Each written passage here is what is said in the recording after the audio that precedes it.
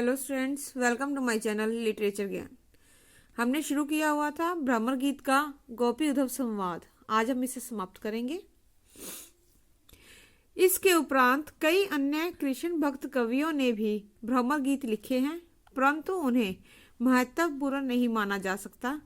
नंददास के उपरांत आधुनिक काल में रत्नाकर जी ने उद्धव शतक लिखकर इस परंपरा को आगे बढ़ाया है। उनमें जहां एक और सूरदास की विवशता है, वहां दूसरी ओर नंददास का तर्क और परिहास भी है। इनके उद्धव शतक में गोपियां प्राचीन स्मृति के आधार पर कृष्ण के जीवन के तुलनात्मक चित्र उपस्थित करती हैं। साथ ही वह यह भी मान लेती हैं कि कान्हा और ब्रह्म वास्तव में एक ही हैं। परंतु एक भक्त हृदय अद्वैत की भावना को स्वीकार नहीं कर सकता। वह प्रेम के लिए द्वैत का व्यवधान चाहता है। इसलिए रत्नाकर की गोपियां अपने और भगवान के बीच इस द्वैतता के संबंध को शाश्वत बनाए रखना चाहती हैं। वह मुक्ति भी नहीं चाहती। रत्नाकर की गोपियों के नंदलाला मुक्ति और ब्रह्म से भी श्रेष्ठ हैं। उनकी प्राप्ति के लिए वह सब कुछ करने को प्रस्तुत हैं, यदि उन्हें यह विश्वास हो जाए कि वह इसके द्वारा अपने प्रियतम को प्राप्त कर सकेंगी।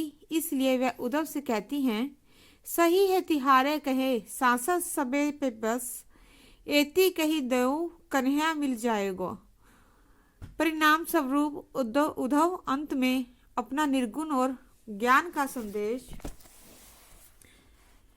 भूल प्रेम रस से पगे हुए लौटते हैं। वर्तमान युग के अन्य कवियों द्वारा लिखे गए भ्रमर गीतों के विकसित रूप की ओर आते हैं। कृष्ण का माखन चुराने वाला और विलासी रूप अब एक समाज सुधारक का रूप धारण कर लेता है। वियोग की भावनाओं में भी अंतर आ जाता है। हरिओद के प्रिय प्रवास में हम भ्रमर गीत के इसी रूप को देखते हैं। यहाँ गोपियां कृष्ण के केवल उन लोक उपकारी कार्यों को याद करती हैं जो कृष्ण ने अपने गोकुल निवास काल में किए थे। प्रिय प्रवास की राधा का रूप केवल श्रृंगार और वासना को ही लेकर नहीं चला है। इसमें राधा एक स्वदेश अनुरागिनी नायिका के रूप में भी आई है, जिसने विश्व के साथ अपना दुख मिला दिया है। वह दुखियों की सेवा में अपने चीर दुख को भुला देना चाहती है। दूसरी विशेषता यह है कि इसमें गोपियों के अतिरिक्त नंद और यशोदा का भी संदेश है। अब हम ब्रज भाषा के अंतिम प्रतिनिधि कवि सत्यनारायण कवि रतन पर आते हैं। यहाँ संदेश मथुरा से नहीं वरन गोकुल से मथुरा को जाता है, और इस संदेश को भेजने वाली कृष्ण की कोई प्रियतम नहीं वरन यशोदा माता है, जो अपने हृदय में पुत्र वियोग की विशाल वेदना को छिपाए हुए हैं। वह इस संदेश के लिए भ्रमर को अपने उपयुक्त समझती हैं, क्योंकि उनको अपने पुत्र और भ्रमर में बड़ा भारी रूप साम्य दिखाई देता है। तेरो तन घनश्याम श्याम घनश्याम उते सुन।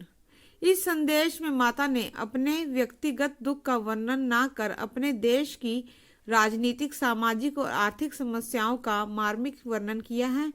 सत्यनारायण के काव्य पर वर्तमान राजनीतिक सिद्धांतों का प्रभाव है। अपनी अपनी डफली, अपना अपना राग, यह शब्द इस काल के विभिन्न राजनीतिक वातावरण के प्रतीक है।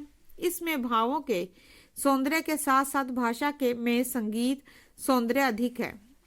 उपयुक्त विवेचन से भ्रमर गीतों की सरलता और मार्मिकता तथा श्रेष्ठ काव्य सौंदर्य का पता चल जाता है। हृदय की विवशता, अकाट्य तर्क, तीखे व्यंग, समाज और देश प्रेम की भावना तथा तत्कालीन समस्याओं के सफल चित्रण हमें इस काव्य परंपरा में देखने को मिल जाते हैं।